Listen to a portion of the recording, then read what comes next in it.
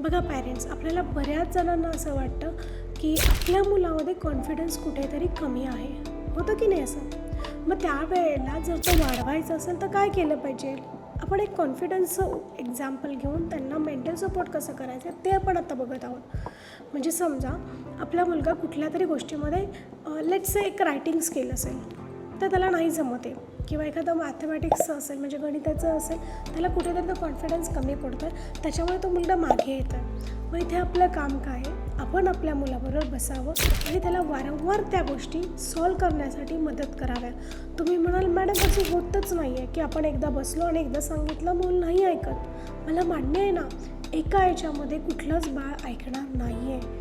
आपल्याकडे कुठली magical stick नाही आहे, ती फिरवली आणि ते लगेच मूल ऐकेल नाही. तर आपल्याला वारंवार सांगावं लागेल, ठीक आहे तू आत्ता एक सॉल्व करून बघ, मी तुझ्याबरोबर आहे. हे सॉल्व केल्यानंतर परत तुम्हाला सांगावं लागेल हे परत कर, हे परत कर. ती गोष्ट परत रिपीट केल्यानंतर त्या मुलाला तिथे कुठेतरी कॉन्फिडन्स बिल्डअप होणार आहे. आणि लक्षात घ्या की हे करण्यासाठी आपल्याला वारंवार सांगावंच लागेल. इथे मी म्हणेल मेंटल सपोर्ट.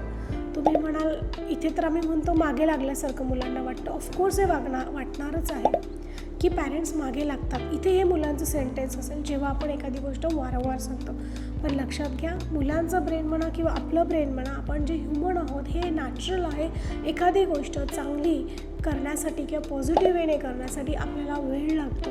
आणि जोपर्यंत कोणीतरी ती वारंवार सांगत नाही, तोपर्यंत आपल्या डोक्यावर बसत नाही, आपण मराठीमध्ये असं म्हणतो, तोपर्यंत आपण ती गोष्ट करत नाही.